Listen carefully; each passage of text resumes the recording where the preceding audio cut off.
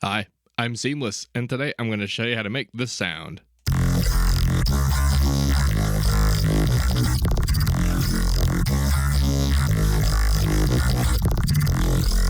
Wee! It's been a while since I've done a sound like this, which is really just directly trying to use a Vocodex to basically get the most growly growl out of it as possible while still being like a kind of tight and sharp and also monstrous. In particular, I wanted to be able to get a kind of that low note pressure, which is what those are, by the way, when you have one of these kind of growly sounds that you play really, really low notes. See, and this is something that FM-based things tend to do particularly well because they're really great at creating extremely high frequency activity. Things that would normally be aliased hell if they weren't controlled for that kind of thing. But basically what it means is that when you play a low note, the frequencies are high enough, like actively high enough, that you can still get a full spectrum sound by playing something that low. And that the things that you do that are sharp actually stay sharp. Anyway, I accomplished this by using Phase Plant, a synth I'm really getting into quite a lot, and in particular because it does a lot of audio rate processing junk, and it's awesome. As I mentioned, I'm using Vocodex in this sound, and I'm going to kind of backtrack it because it gets more complicated the more closer we get to the source. Anyway, in the end, we have this here EQ, which is just kind of EQ and stuff after I have crushed the crap out of some Maximus. Here's what it sounds like with the EQ. And without the EQ.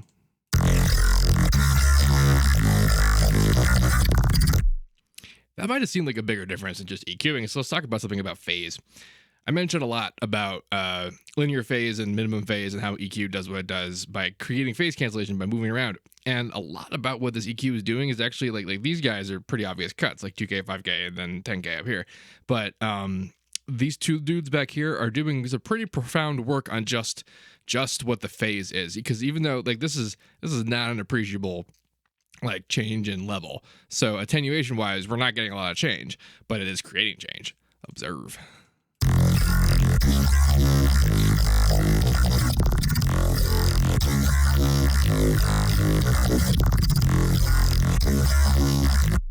There's also phase randomness going on in the starts in some of these, which is why literally every note is wildly different. And it's not the differences that are being caused by the EQ. The differences that are being caused by the EQ are that while these two dudes were reset to be in perfect phase so that this sort of lowest end bit isn't being messed with, the weight and energy that this created seems to overpower the high end despite, again, the level change not being that significant.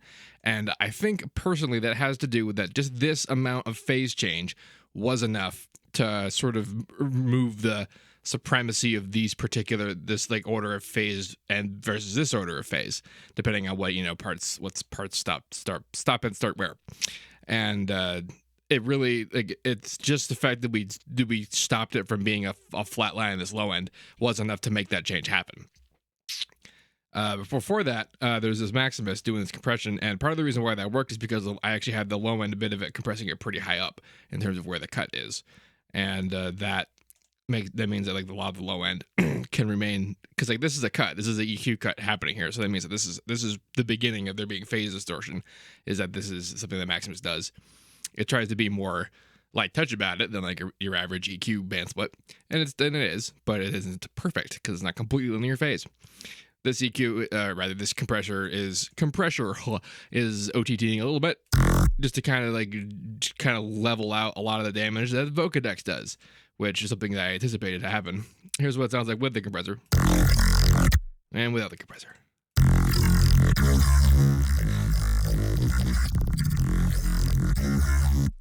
So I expected it to be just a big old phasey mess after having done what Vocodex does. Here's what it sounds like without Vocodex.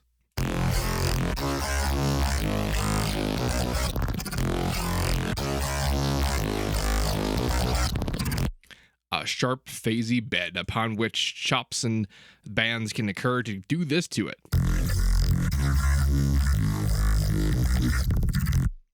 So we're using Vocodex by itself right here, which means that this sound is its own modulator. And that does lots of interesting things when it comes to phase and speed. But in particular, the thing that's causing the biggest change here is just where the bands are. If we look at just without, like, with the bandwidth all the way down.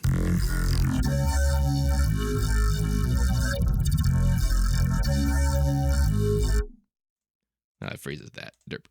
I need, yeah. Anyway, you saw where the bands are. Has a kind of like a weird little concentration of them being right there. That is a result of this shape existing the way it does.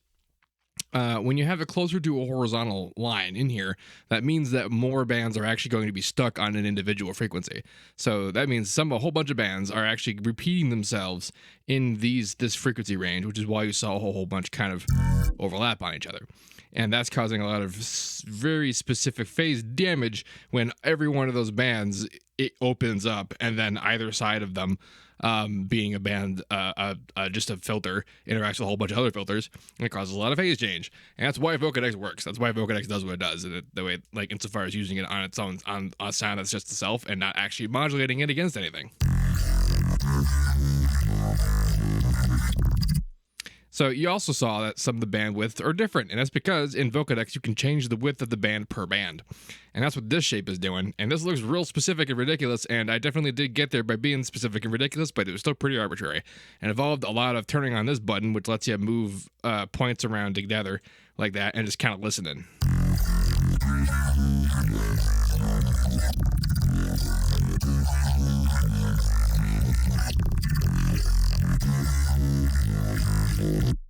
There were a number of acceptable positions in there, but when I do that kind of thing, when I'm doing a little bit like kind of like the noob EQ approach, where you grab a band, move the band around, and then you're waiting for a feeling. You're not waiting for it to have the motion to sound. You're not waiting for like it to sound so much better as you are waiting for it to sound less bad. You're waiting for certain qualities that you didn't like to just go away, and you're just going to feel that by it just suddenly not just sounding so bad to you. And there were some options that worked in here, but also some that didn't.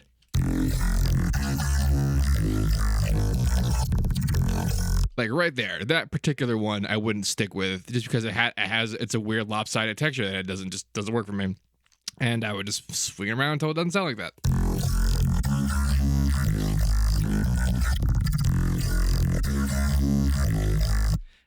That one right there has a nice balance between like the center's okay, the width's all right, the bite's okay, and like there is phase changing and whatnot, but it doesn't sound like too tinny or whatever. And like those are all things that we can address and identify manually, but like doing it just this way, just waiting for it to feel okay, is honestly just faster. But there is still some more specific things we can do. And this time we're going deep, because we're going into the release timings and also the attack times, which I haven't actually done anything with yet, because I have tried to do this video like 3 times in a row now to get my voice to stop being bit crushed. Turned out I had to turn all of my everything up to 48 kilohertz, because even though everything said it was 44.1, it apparently was not. Anyway, I make a change, and change is obvious, and I keep forgetting to keep it in there. So you get to see me do it again for real this time.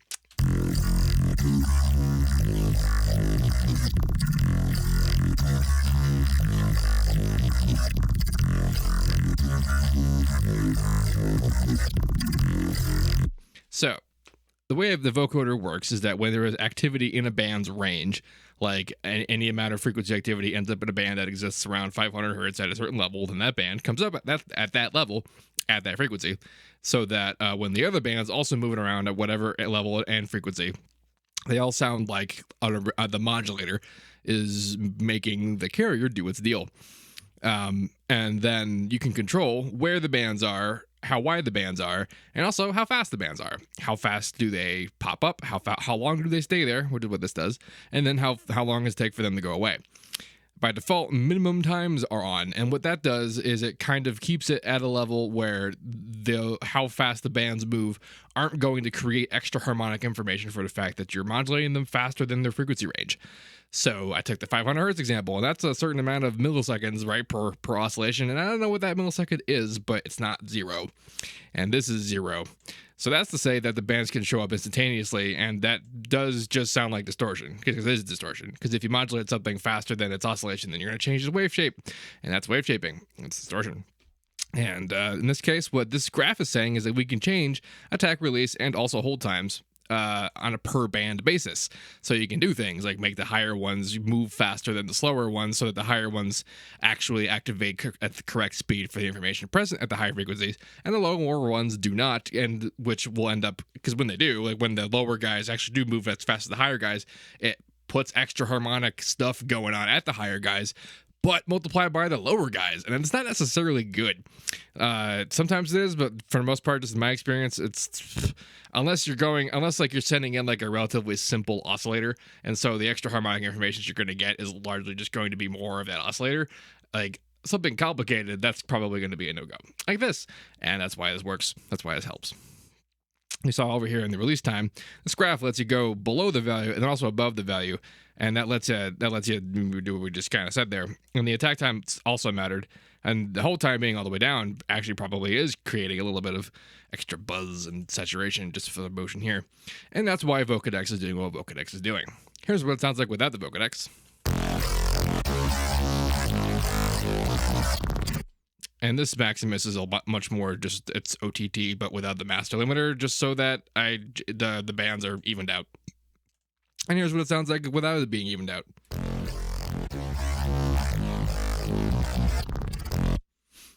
So you can definitely still hear some of that, like those sharp tones that end up in there, especially in the low guy.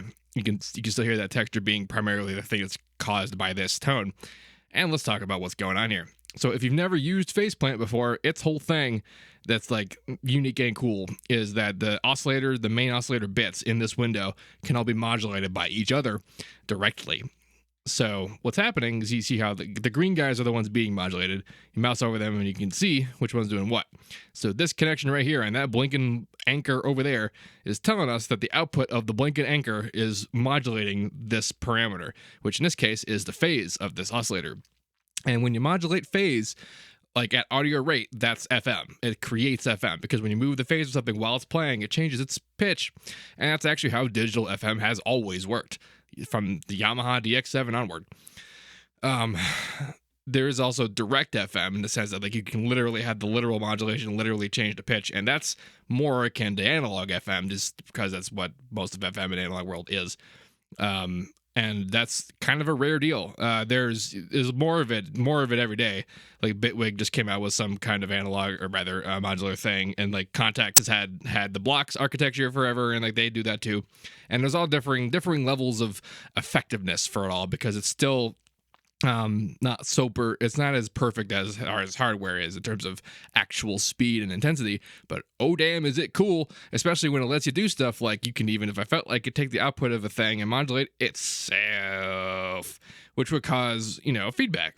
And in fact, also the way these chains work, you can see the outputs kind of doing a thing, is that in a group, which this is a group, the audio kind of follows down. So we have a wavetable that sounds away, and then these two oscillators that are doing stuff and modulating stuff, but they also sound away because we're hearing them too. They're not in a separate group. They're not being heard. They're being there. They're there. And all of this is being added up together into a distortion module, which is also being modulated by this guy that's after it. And this guy is in there too. So we're hearing him. It's kind of, you can see he's kind of light and small, but he's being modulated by other stuff. Like what his levels, where's the level coming from? Dude up top, I think. And so why that's valuable is that when we say that we're modulating this guy, we're actually modulating the addition of this signal. And then same thing with like when we bring out, like if I chose to use the out over here, I could do that, like bam, and then like choose a thing to screw it with, and then it would do its job.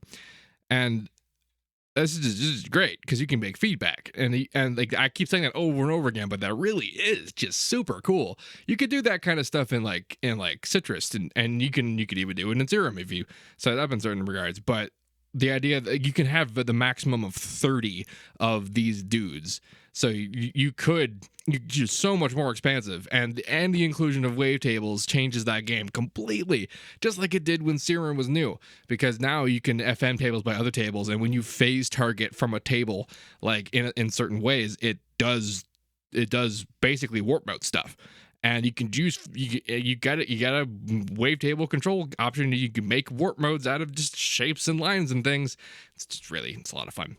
But though, also after this is these guys up here. So this is what it sounds like without the effects, just the oscillators.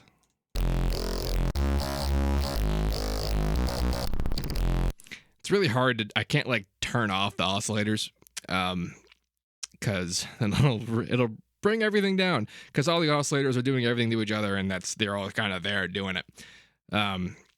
In the effects section though, there's just this first guy, which is just a straight up distortion, and then this guy is basically like a really good post chorus. I think it might be some sort of, I'm honestly not sure, some sort of delay. They're all some sort of delay. That's just how you do that kind of effect. But point is that it's really good at creating that kind of like chorused effect.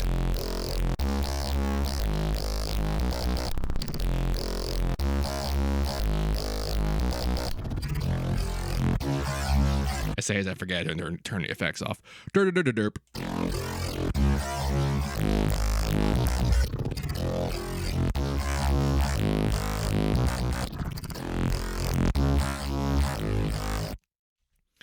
I have one macro linked to it, and that's an automation that's just itself. That's all it is. And then this macro is linked to just the speed of this guy. And then this guy is the guy that's modulating a bunch of stuff.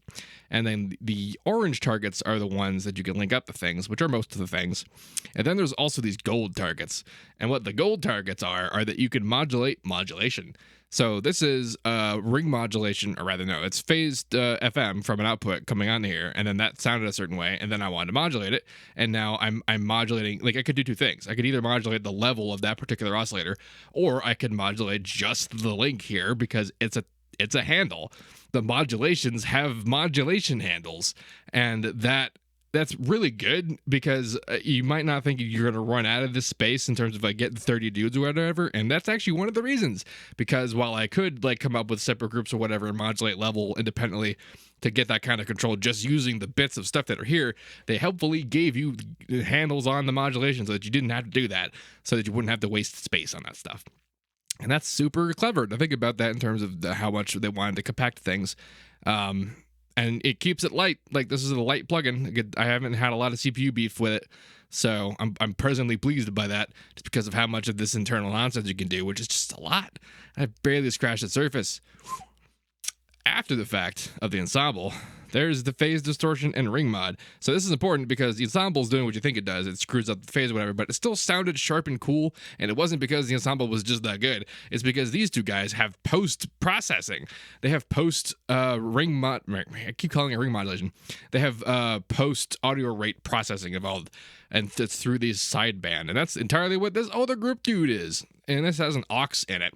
The way the auxes work is that you get them, and then you modulate the internal, like you get a thingy, and then it says what, you get an output, and you just grab the modulation handle. That's what that is, and then you go, and then there it is. And then this is two of these dudes. This is these two waveforms isolated to go out into the sideband, and then they are going into the phase distortion, which is a little bit like post FM, but like in a self-modulated kind of sense, except it has a sidechain input, so you can post FM stuff. And then there's ring modulation, which is what ring modulation is, but you can sideband input it. You can also input a bunch of other stuff, but you can sideband input, and that means you can post ring mod, and it even gives you a helpful visual of what the thing's gonna do, which is kind of nice. And like this is just so many things I've wanted for so long. And yeah, so that's what's contributing to like this FME super mess to still have like a kind of formanty quality due to like the typical phase cancellation shenanigans, and then also still be sharp after the fact because we're kind of making it that way. Except I just destroyed it. No, I didn't, because there's an undo button. Yay!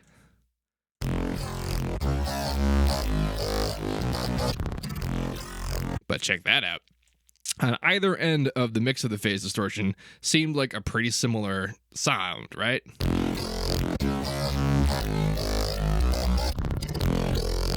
Like, there's a little bit of tearing going on here. You can hear the sharpness of this waveform coming on, but then also remember that this waveform's in the signal. Like, we can hear it, so that these do actually sound kind of similar. But then, where the hell did that squelchiness come from? Well, it came from being in the middle, and that's because these signals are just super different enough, just slightly different enough, being mostly the same sound, that the resulting phase cancellation has that kind of cascading effect, which causes the squelch.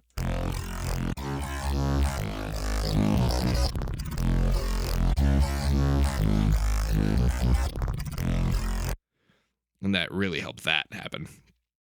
Same thing with ring modulation. Like you don't want to like really ram it all the way up. And with the phase distortion, that's what's a special deal. But with ring modulation, it's because it's a bipolar product. And if you like, this is working out because it's sort of treating it like a faster LFO by keeping it positive like that. If I mixed it hard enough for it to be also negative like this, then it wouldn't sound like the squelchy kind of sharpness. It would sound almost like we're doing it by a higher octave, because essentially it makes it from being like up and off and up and off and up and off to being up, just in a negative polarity. So yeah, about that. So that's that effect section. This one was kind of complicated, but only because faceplant is super duper awesome. I keep calling it faceplant, like I'm planting my face, but it's called faceplant. Yeah, it's made by these people. If you have any questions about this, please let me know. Don't forget to like, comment, subscribe, and all that good stuff. Oh, and also, I'm doing a sale on lessons for next month and August. Information in the description of this video, along with the thing to download of the FLP, because I did FLP, because I did mixer insert stuff for some reason. Don't forget to like, comment, subscribe, and as usual, have a nice day. Please have a nice day. Later.